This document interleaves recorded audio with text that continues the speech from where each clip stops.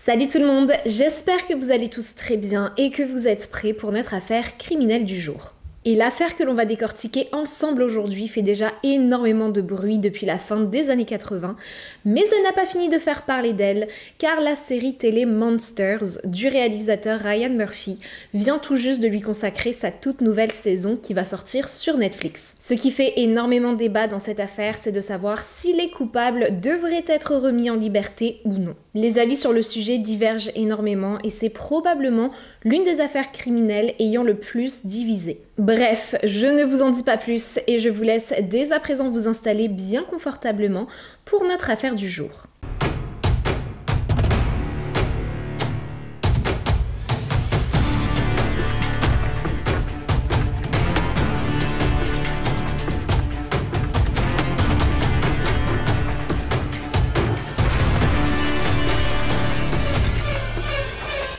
Le 20 août 1989, en fin de soirée, un appel est passé aux urgences. La personne qui se trouve au bout du fil est en détresse totale et est complètement hystérique et affirme que quelqu'un a assassiné ses parents à l'aide d'une arme à feu. Les secours sont alors immédiatement envoyés sur place, mais personne ne s'attendait à ce qui allait arriver ensuite. Le jeune homme ayant passé cet appel téléphonique est, de son nom complet, Joseph Lyle Menendez. Lyle est né le 10 janvier 1968 de ses parents, Mary-Louise Anderson, surnommée Kitty, et José Enrique Menendez. Kitty et José se sont rencontrés en 1962 lorsque José quitte son pays natal, Cuba, pour aller s'installer aux États-Unis. La situation à Cuba était à cette époque très compliquée et les parents de José ont estimé qu'il était beaucoup trop dangereux pour lui de rester vivre sur le territoire. Ils ont donc préféré l'envoyer vivre aux États-Unis pour lui assurer une meilleure vie. Kitty, de son côté, est une Américaine ayant grandi dans l'Illinois où elle a été couronnée Miss à plusieurs reprises. Elle est connue comme étant une personne très douce et très souriante, et c'est sa beauté qui va immédiatement attirer l'attention de José. Le coup de foudre entre les deux est pratiquement immédiat, et en 1963, les voilà mariés et installés dans un petit quartier de New York City.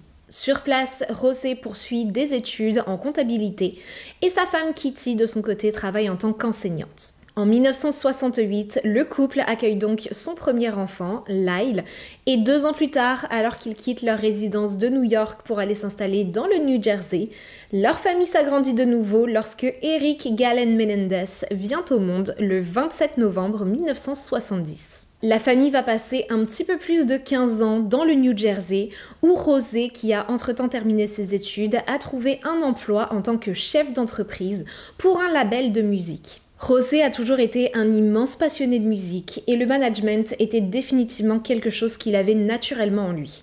Il a donc immédiatement sauté sur l'occasion lorsqu'il s'est vu offrir la chance de travailler pour le label de musique RCA Records. RCA est un label de musique plutôt populaire qui a signé de très grands artistes et groupes de musique. À l'époque d'ailleurs, le groupe de musique le plus populaire qui faisait partie du label se trouvait être Duran Duran. Mais à ce jour, il travaille aux côtés de très grands artistes tels que Britney Spears ou encore les Foo Fighters. À partir de ce moment-là, la carrière de José décolle totalement et les zéros ne font que s'additionner sur ses fiches de paie. Et c'est ainsi que durant l'année 1986, la petite famille voit les choses en grand et décide de quitter la côte est des États-Unis pour aller s'installer dans l'ouest du pays, en Californie et plus précisément d'ailleurs dans le quartier extrêmement riche, chic et prisé de Beverly Hills à Los Angeles. José s'est fait offrir la chance de pouvoir transitionner de sa carrière dans l'industrie de la musique à l'industrie du cinéma, et ce en rejoignant l'équipe de management de l'énorme compagnie Live Entertainment. Une fois le contrat signé, ce sont maintenant des millions de dollars qui s'accumulent sur le compte en banque de José. Et Kitty et lui décident à ce moment-là qu'il est temps pour eux de se faire plaisir.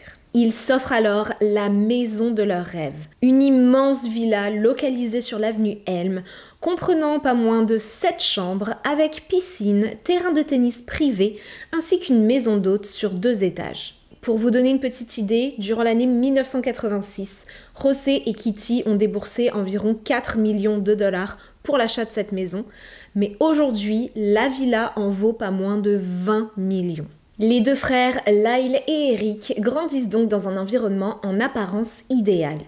Et j'insiste bien sur le « en apparence ».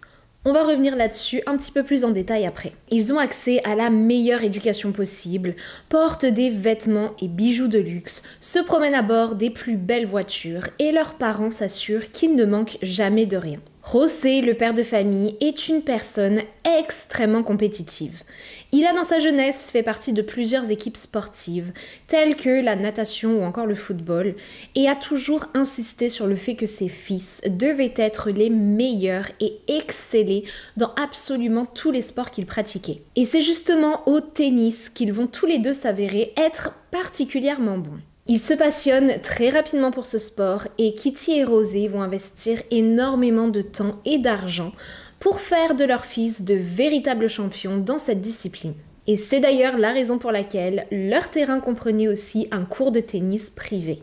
Lyle et Eric passent des heures entières à s'entraîner et lorsqu'ils ne sont pas en train de s'affronter l'un l'autre, ce sont des professionnels de la discipline qui viennent leur donner des cours privés. Les garçons étudient au sein du lycée public de Beverly Hills, le Beverly Hills High School, où ils sont considérés comme étant des élèves dans la moyenne, pas plus que cela, ce que leurs parents et surtout leur père José va avoir beaucoup de mal à accepter. Le père de famille va alors mettre une pression énorme sur les épaules de ses garçons, et plus spécifiquement de Lyle, car étant l'aîné, José attend de lui qu'il montre l'exemple à son petit frère et qu'il devienne tout aussi influent, puissant et surtout riche que José ne l'était. Ce qui va être quelque chose de très difficile à accepter pour Lyle. Les garçons sont extrêmement proches l'un de l'autre, ils passent littéralement tout leur temps ensemble, et même au lycée, au final, ils ne fréquentent pratiquement aucune autre personne du même âge qu'eux. Les rares amis qu'ils ont disent d'eux qu'ils sont des personnes pratiquement inapprochables, qui ne démontrent pas le moindre intérêt à socialiser avec les gens autour d'eux. Ils se suffisent à eux-mêmes et préfèrent se concentrer sur leurs performances sportives en se motivant l'un l'autre, plutôt qu'en passant du temps à sortir avec leurs amis. Ça va être comme ça en tout cas durant le début de leur période lycée, car plus le temps passe, plus la pression qu'ils ont sur leurs épaules devient importante, ce qui va leur donner envie de commencer à se rebeller.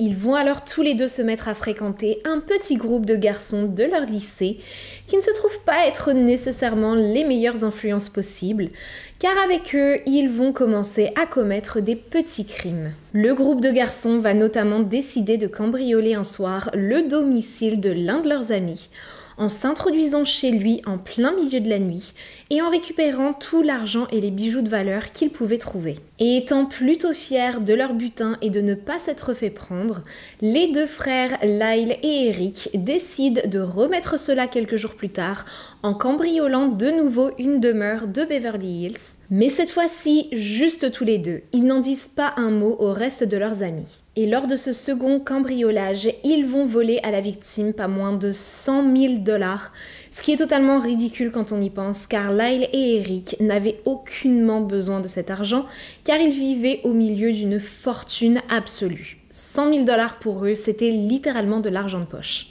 En réalité, la seule et unique raison qui les poussait à commettre ces crimes se trouvait être l'excitation de commettre quelque chose d'illégal et de potentiellement se faire prendre et s'attirer des ennuis. Et pas de chance pour eux, ils n'auront pas l'opportunité de remettre cela. Car même si leur second cambriolage a été plutôt fructueux, lorsque les amis des deux garçons apprennent qu'ils ont été exclus de leur plan, ils vont très mal le prendre et contacter la police pour les informer que Lyle et Eric sont les responsables de ce casse. Les deux garçons se retrouvent donc à faire face à la justice pour leurs actes, mais José et Kitty ne sont aucunement prêts à ce que l'image de leur famille se voie ternir aux yeux du reste du monde. Ils vont alors faire tout ce qui est en leur pouvoir pour éviter la casse prison à leurs garçons. Lorsqu'ils sont arrêtés, Lyle se trouvait être déjà majeur, mais Eric par contre était lui encore mineur.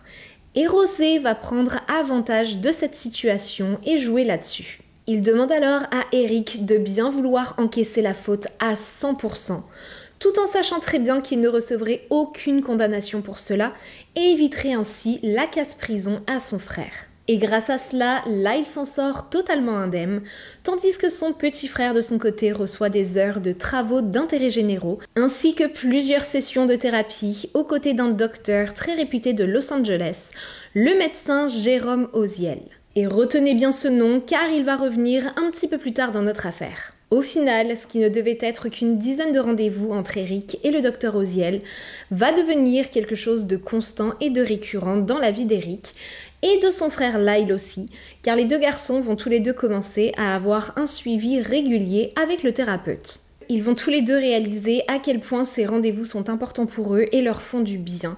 Car s'il y a bien une chose que l'on peut dire, c'est que les deux frères souffrent énormément de leur relation avec leurs parents, et notamment avec leur père. Comme je l'ai dit plus tôt, José s'est toujours montré extrêmement dur envers ses enfants, mais plus les années passent, plus il se montre sévère et semble même être terriblement déçu de ce que sont devenus Lyle et Eric. Il leur fait comprendre de manière aucunement subtile qu'il n'a aucune raison d'être fier d'eux et des choses qu'ils ont accomplies, et qu'ils ne font que le décevoir de jour en jour. Il va même les menacer de les déshériter de sa fortune si jamais les deux garçons ne se ressaisissaient pas.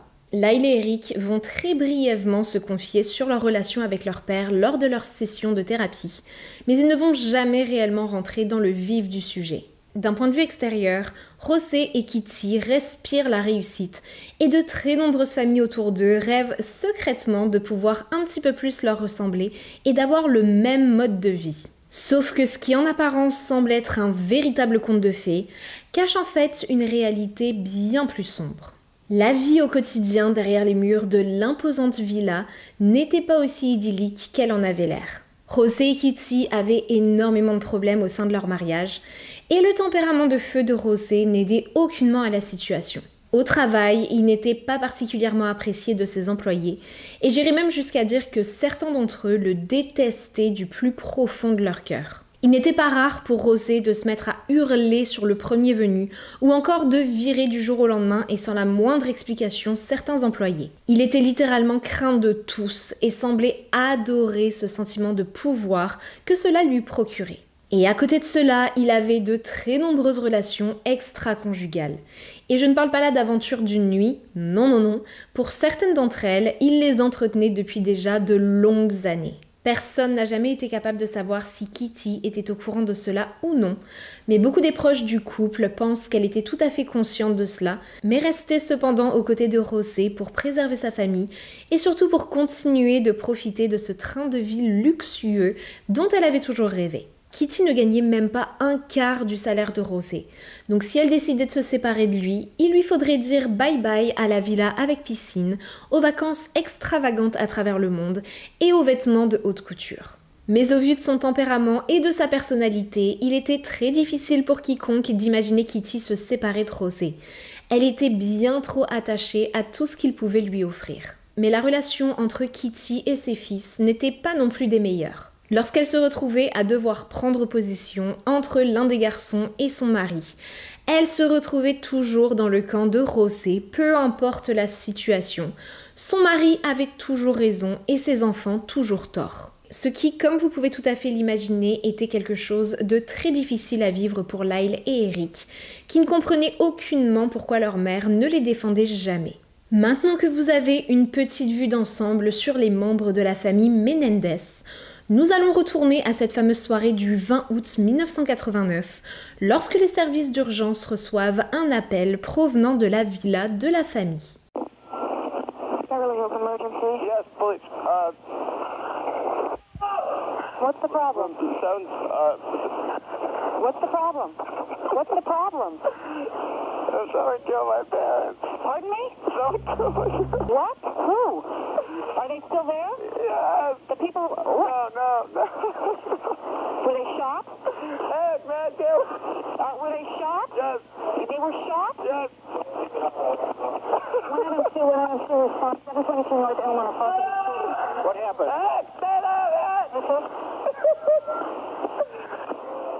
Après avoir répondu à cet appel, lorsque les secours arrivent sur place, ils ne s'attendent aucunement à la scène d'horreur qu'ils vont avoir sous leurs yeux. Lorsqu'ils entrent à l'intérieur de l'immense villa, dans le salon, la télévision est toujours allumée et sur le canapé en face se trouve le corps sans vie de José Menendez et par terre à ses pieds celui de sa femme Kitty. José, qui était à ce moment-là âgé de 45 ans, a été abattu de 6 coups de feu, incluant un à l'arrière de la tête, lui ayant été fatal. Tandis que sa femme Kitty, qui était elle âgée de 47 ans au moment des faits, s'est fait tirer dessus à 10 reprises, incluant une fois en plein visage, au niveau de la joue, et c'est ce coup en particulier qui, d'après les experts, lui aurait ôté la vie. Lyle et Eric se trouvent tous les deux à l'extérieur de la maison, complètement chamboulés de s'être retrouvés face à cette scène atroce. Eric est replié sur lui-même en train de pleurer, complètement hystérique. Les policiers les questionnent alors pour tenter de récolter le plus de détails possible sur ce qui a bien pu arriver à leurs parents, tout en leur affirmant qu'ils vont faire tout leur possible pour retrouver le ou les coupables.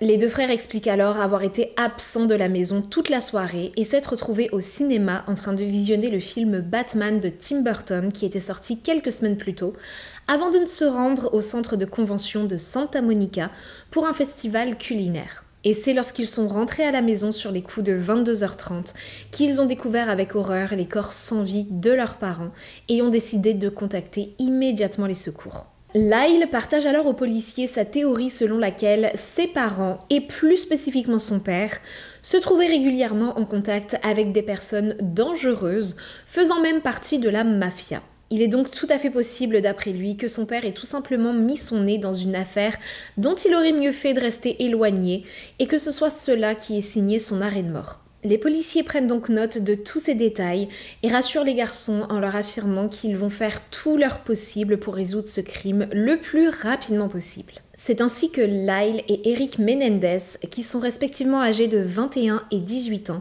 se retrouvent du jour au lendemain orphelins. Mais alors que la police travaille très activement sur cette affaire et interroge toutes les personnes ayant été de proche ou de loin en contact avec les Menendez durant les mois précédant leur meurtre, Lyle et Eric se mettent à agir de manière plutôt étrange. Les deux frères, qui ont récupéré une petite partie de la fortune de la famille, se mettent alors à dépenser tout cet argent sans la moindre limite. Quelques jours seulement après les meurtres de José et Kitty, et avant même que leur corps ne soit enterré, Lyle s'achète pour lui-même 3 montres Rolex, ainsi qu'une voiture flambant neuve, une Porsche pour être exact. Puis quelques jours plus tard, devient le propriétaire d'un café-restaurant du New Jersey.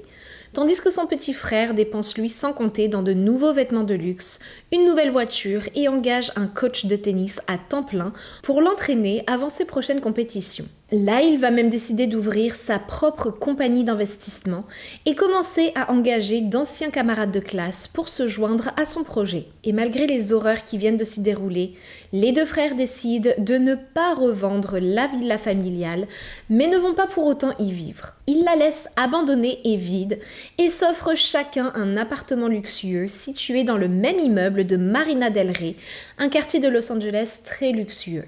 Et en plus de cela, dans les semaines suivant la mort de Kitty et José, ils vont tous les deux voyager en Europe et dans les Caraïbes, profitant pleinement de la vie. Et je vous rappelle qu'à ce moment-là, ils ne vivent qu'avec une petite partie de la fortune de leurs parents, car ils n'ont pas encore récupéré tout l'argent que ces derniers leur léguaient sur leur testament. Car c'est pratiquement 20 millions de dollars supplémentaires qui devaient s'ajouter à leur porte-monnaie quelques mois plus tard. Je rajoute aussi que même si pour beaucoup, toutes ces dépenses peuvent sembler être alarmantes et clairement exagérées, Lyle et Eric étaient habitués à ce train de vie. Car bien avant la mort de leurs parents, ils avaient pour habitude de dépenser énormément d'argent sans jamais compter. Ils ne se sont donc à aucun moment dit que toutes ces dépenses pourraient tout à fait attirer l'attention des officiers de police qui étaient à ce moment-là en train de travailler sur l'affaire du meurtre de leurs parents. Mais au début de l'année 1990, soit environ 5 mois après les meurtres, les policiers vont se mettre à minutieusement étudier chacun des mouvements des frères Menendez, à commencer par l'enterrement de leurs parents. Durant la cérémonie, ni Lyle ni Eric ne semblent avoir démontré la moindre émotion. Ils ont été vus en train de rire, de faire des blagues et de parler de leur futur voyage de manière très décontractée auprès de plusieurs personnes présentes ce jour-là. Et les policiers ayant été présents sur la scène de crime réalisent que l'attitude des deux garçons est bien différente de celle qu'ils avaient le soir du 20 août 1989 lorsqu'ils se sont montrés totalement bouleversés et hystériques. Eux qui semblaient extrêmement perturbés par la situation, se montraient soudainement très détendus et ne vont même pas verser la moindre larme au moment de dire au revoir à leurs parents. Et c'est vraiment ce détail qui va marquer les policiers, car sur la scène de crime, Lyle et Eric ne semblaient avoir aucun mal à montrer leurs émotions et à exprimer ce qu'ils ressentaient. Mais seulement quelques jours plus tard, ces deux garçons qui étaient extrêmement vulnérables se montrent soudainement froids, distants et sans la moindre expression. Et c'est cela qui va pousser les policiers à enquêter d'un petit peu plus près sur les agissements des deux frères dans les semaines précédant la mort de Kitty et Rosé. Et il ne va pas leur prendre bien longtemps avant de découvrir que Lyle et Eric ont acheté des armes à feu seulement 2 jours avant les meurtres, dont un fusil Mossberg de calibre 12, l'arme qui a été utilisée pour les meurtres de leurs parents. Mais pas que, car les garçons ont aussi engagé un expert en informatique pour faire disparaître l'entièreté de ce que contenaient les disques durs des ordinateurs de Rosé et de Kitty. Ce qui est définitivement quelque chose de très étrange, d'autant plus à 2 jours de la disparition du couple. L'enquête prend alors une tournure complètement différente, et les policiers veulent maintenant en apprendre plus sur ces deux garçons. Ils vont donc interroger leurs amis et fréquentations pour en connaître un petit peu plus sur eux et sur la relation qu'ils entretenaient avec leurs parents. C'est alors qu'ils vont apprendre de la part de Craig Signorelli, l'un des très bons amis d'Eric, que ce dernier lui a avoué avoir commis les meurtres aux côtés de son frère Lyle. Les policiers sont totalement sous le choc face à cette révélation et demandent alors à Craig si ce dernier accepterait de bien vouloir les aider à coincer Eric. Et ce, en essayant d'obtenir de nouveau ses aveux, mais cette fois-ci en portant sous ses vêtements un dispositif d'écoute qui permettrait aux policiers de le prendre la main dans le sac et d'avoir ses aveux sur cassette audio. Craig accepte et donne rendez-vous à Eric dans un restaurant quelques jours plus tard. Au cours du repas, de manière assez subtile, Craig mentionne les meurtres de Kitty et Rosé et demande à Eric s'il s'en veut de leur avoir ôté la vie, en espérant bien fort qu'il tombe dans le panneau. Mais pas de chance, car entre-temps, le jeune homme a décidé de revenir sur ses paroles. Il lui répond qu'il n'aurait jamais dû lui dire cela, car en réalité, ces fameux aveux étaient totalement faux. Il s'excuse même auprès de Craig de lui avoir fait croire qu'il était responsable de la mort de ses parents. Le plan des policiers tombe alors complètement à l'eau. Mais ils ne vont pas pour autant baisser les bras, et c'est finalement de la manière la plus étrange possible qu'ils vont réussir à coincer les frères Menendez. Au début du mois de mars de l'année 1990, soit un peu plus de 6 mois après l'assassinat de Kitty et Rosé, une femme du nom de Jude Allen Smith contacte les policiers et les informe avoir des informations concernant le double homicide du couple et être dans la capacité de prouver que leurs fils en sont les responsables. Jude Allen se trouvait être la maîtresse du docteur Jérôme Oziel, le thérapeute de Lyle et Eric. Les frères n'avaient jamais cessé de le consulter, et ce depuis leurs problèmes judiciaires suite au cambriolage qu'ils avaient commis des années plus tôt. Jude Allen affirme s'être trouvée dans la pièce voisine de celle où son mari recevait ses patients, et avoir très clairement entendu Eric Menendez confesser les meurtres de ses parents au docteur Oziel, ainsi que tous les événements survenus ce soir-là. Jude Allen était totalement sous le choc, mais elle savait très bien que le docteur Oziel enregistrait absolument toutes ses sessions de thérapie, et que la confession d'Eric se trouvait maintenant sur une bande audio, quelque part dans le bureau de ce dernier. Mais ce qu'elle ne savait pas cependant, c'est que Lyle avait lui aussi tout confessé auprès du médecin. Et en réalité, Eric, Lyle et le docteur Oziel avaient discuté de cette fameuse soirée du 20 août 1989 à de nombreuses reprises. Et après ces fameux aveux, le médecin a décidé de conserver le silence et de ne partager à personne l'information qu'il détenait sur les frères Menendez, mais a préféré au lieu de cela continuer à les questionner là-dessus. Et c'est Eric qui va partager le plus de détails, car il souffrait énormément de la situation et de devoir garder ce secret très lourd pour lui-même depuis maintenant des mois entiers. Le fait de pouvoir enfin en parler à quelqu'un le libérait d'un énorme poids. Les policiers détenaient enfin la preuve qui leur manquait pour pouvoir passer à l'action. Le 8 mars 1990, Lyle Menendez est arrêté alors qu'il était en train de quitter son appartement et est emmené directement au poste de police. À ce moment-là, Eric se trouve en dehors du pays pour un tournoi de tennis, mais il est immédiatement avisé que la police des États-Unis le recherche activement et il lui est demandé de rentrer immédiatement. Il pose pied sur le territoire 3 jours plus tard et est tout de suite arrêté et emmené au poste de police pour y être interrogé. Et durant leurs interrogatoires qui vont se dérouler dans 2 pièces séparées, les 2 frères continuent de nier avoir la moindre implication dans le meurtre de leurs parents. Mais malgré cela, Lyle et Eric se voient tous les 2 accusés d'avoir assassiné leurs parents pour des raisons financières et risquent la prison à vie, voire même la peine de mort. Ils vont être tous les 2 emprisonnés dans des cellules séparées dans l'attente de leur procès. Mais avant que ce fameux procès ne puisse commencer, la justice fait face à un dilemme de taille.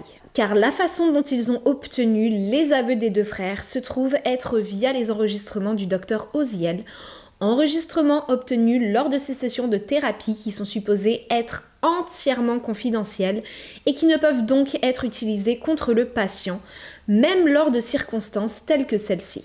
Mais il va finalement être décidé que 2 de ces cassettes audio vont pouvoir être utilisées lors du procès, et ce pour une raison bien particulière. Car après avoir avoué les meurtres de ses parents, Lyle, qui a soudainement réalisé ce qu'il venait de faire, a verbalement menacé le thérapeute, affirmant que si ce dernier tentait de dire quoi que ce soit à la police, alors il ne se gênerait pas pour lui réserver le même sort qu'à ses parents. Et c'est cette menace verbale qui va éliminer toute immunité de secret médical, donnant ainsi l'opportunité à la défense d'utiliser cet enregistrement lors du procès. Et pas de chance pour lui, l'un des 2 enregistrements contenait absolument tous les aveux de Lyle. C'est finalement au mois de juillet 1993 que le procès des frères Menendez débute. Un procès qui va être riche en rebondissements et en surprises. Les 2 frères sont jugés séparément et ont chacun leur propre défense, mais leur audience a cependant lieu en même temps. L'audience est retransmise en direct à la télévision et c'est le pays entier qui se passionne pour cette affaire et qui a les yeux rivés sur les 2 frères. Et alors que tout le monde s'attendait à voir 2 terribles criminels se présenter face au juge, ce sont en réalité 2 hommes fragiles qui font face aux caméras. Lyle et Eric vont tous les 2 effectivement admettre avoir mis fin au jour de leurs parents, mais cela uniquement par légitime défense. D'après eux, leur père José abusait d'eux depuis de très longues années, mentalement, physiquement et sexuellement, et leur mère de son côté n'a absolument rien fait pour arrêter cela. Elle aurait même encouragé les abus à continuer. Personne ne s'attendait à cette révélation. Les 2 frères sont visiblement bouleversés après avoir admis cela, et cette annonce vient chambouler tout le procès. Les médias s'emparent alors de cette affaire et chacun y va de son propre opinion. Certains disent qu'il est clair que de par leur attitude et la douleur dans leur regard lorsqu'ils ont abordé le sujet, que tout ceci était vrai. Tandis que d'autres sont persuadés qu'ils ont tout inventé, dans le simple but de manipuler le jury afin d'éviter d'avoir une peine de prison trop sévère, mais qu'en réalité, leur seule et unique motivation dans ce crime était de récupérer la fortune colossale de leurs parents. Le procès des frères Menendez prend à partir de ce moment-là une tournure totalement différente. Il leur faut maintenant déterminer si les accusations de Lyle et Eric s'avèrent être réelles ou non. Et il y a 2 témoins clés qui vont se présenter pour prendre la défense des 2 garçons, leur cousin Andy Cano et cousine Diane Vandermolen. Andy affirme être tout à fait au courant des attouchements que José faisait subir à ses fils depuis longtemps déjà, car lorsque Eric n'était âgé que de 13 ans, il lui aurait parlé de cela et du fait que son père venait dans sa chambre la nuit pour le toucher de manière inappropriée. Et Diane Vandermolen rapporte avoir eu pratiquement la même conversation avec Lyle, le frère aîné d'Eric, approximativement à la même époque. Il lui aurait confié approximativement la même chose, mais lorsque Diane a tenté d'en discuter avec Kitty, la mère de famille, cette dernière a refusé d'entendre quoi que ce soit. Elle a poursuivi en affirmant que Lyle avait une imagination débordante et avait très probablement inventé tout cela, avant de changer complètement de sujet. Durant l'audience, les abus dont les garçons ont été les victimes vont être décrits dans les moindres détails et sont absolument terribles. Lyle et Eric affirment avoir confronté leur père à une seule et unique reprise, mais que ce dernier leur a immédiatement fait comprendre qu'il avait des contacts dans la mafia et se ferait un plaisir de les éliminer s'ils tentaient de parler de cela à qui que ce soit. Et la défense des deux frères affirme que Kitty était tout aussi responsable que son mari, car cette dernière était au courant de tout ce qui se passait et prenait un plaisir sadique à laisser les violences se répéter sans jamais intervenir. Elle souffrait aussi apparemment terriblement des liaisons que son mari entretenait depuis toutes ces années et noyait son désespoir dans l'alcool et toutes sortes de drogues. Mais à l'inverse, d'autres témoins vont venir défendre la théorie selon laquelle les deux garçons auraient tué leurs parents pour l'argent et cette raison uniquement. Notamment Craig, l'ami d'Eric.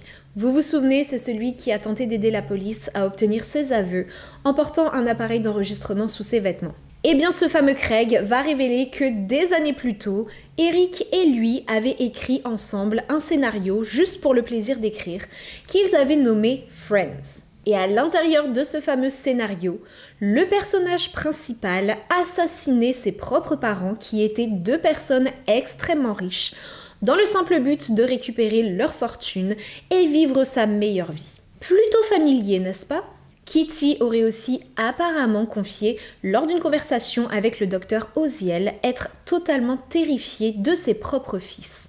Elle était persuadée qu'ils étaient de véritables sociopathes qui n'auraient aucun scrupule à faire le mal autour d'eux et potentiellement même lui faire du mal à elle.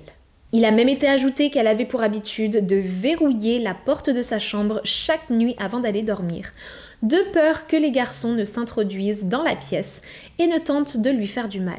Vient s'ajouter à cela le fait que José aurait à plusieurs reprises mentionné à Lyle et Eric le fait de les déshériter potentiellement de sa fortune colossale, ce qui d'après la partie adverse aurait probablement poussé les deux garçons à commettre ce meurtre avant que José n'ait le temps de modifier son testament. Un autre élément qui va peser dans la balance, c'est lorsque le docteur Oziel va prendre la parole et affirmer que ni Lyle ni Eric ne s'est jamais confié à lui vis-à-vis des attouchements dont ils auraient été les victimes durant toutes ces années. Ce qui d'après lui était quelque chose d'assez étrange car les frères avaient eu de très nombreuses occasions de le faire, et notamment Eric qui d'après lui était particulièrement sensible et fragile et qui se confiait assez facilement sur ses problèmes. Ce à quoi la défense des garçons répond qu'ils avaient visiblement énormément de mal à aborder ce sujet. Il n'était donc pas du tout étonnant qu'ils aient gardé cela pour eux toutes ces années. C'est un sujet que les frères n'avaient même pratiquement jamais abordé entre eux. Même si au fond, ils savaient très bien que ce que José faisait subir à l'un, il le faisait aussi subir à l'autre. Ils avaient énormément de mal à en parler ouvertement. Le procès va alors s'étendre sur plusieurs mois et la presse et les médias ne vont pas en manquer une miette. Tristement cependant, de nombreuses émissions de télévision vont tourner les frères en ridicule, en se moquant d'eux et des abus dont ils témoignent avoir souffert toutes ces années, en insinuant qu'ils étaient faibles et s'amusaient maintenant à jouer les victimes. Ce que je trouve personnellement absolument ignoble. Tout le monde a droit à son propre avis et ils ont le droit de les penser coupables. Mais jouer sur les abus dont ils ont potentiellement souffert toute leur vie pour se moquer d'eux, c'est très limite. Ce que la défense des deux frères ne va pas manquer de faire remarquer d'ailleurs. Car pour eux, les médias ont joué un très grand rôle dans l'image que le public s'est fait de Lyle et Eric, les présentant comme étant des enfants riches, pourri gâtés, qui ont agi par simple vanité. Et en janvier de l'année 1994, soit 4 ans après leur arrestation, le jury est toujours incapable de délibérer. Toutes les femmes faisant partie du jury votent non coupables, tandis que les hommes, à l'unanimité, vont voter les frères Menendez comme étant coupables. Et ce résultat à 50-50 conduit donc à une annulation de procès. C'est finalement lors d'un second procès ayant lieu au mois d'octobre 1995, de manière beaucoup plus discrète que la première fois, qu'une décision finale va être rendue. Après qu'Eric n'ait été pris en flagrant délit en train de mentir, après avoir affirmé avoir acheté l'arme à feu utilisée lors des meurtres 3 ans plus tôt et ce par simple mesure de protection, alors qu'il a bien été prouvé que l'arme avait été achetée quelques jours avant que les crimes ne soient commis, le jury revient avec un verdict. Lyle et Eric Menendez sont finalement reconnus coupables de meurtre au premier degré et de complot en vue de commettre un meurtre. Et pour cela, ils reçoivent tous les deux une peine de prison à vie, sans la moindre possibilité de libération conditionnelle. Et ce verdict va créer une énorme controverse qui fait encore aujourd'hui beaucoup parler. Énormément de personnes restent persuadées que les deux frères ont réellement été abusés par leurs parents durant toutes ces années, et même si cela n'excuse aucunement leurs gestes, ils auraient au moins d'après eux dû recevoir une peine beaucoup plus clémente.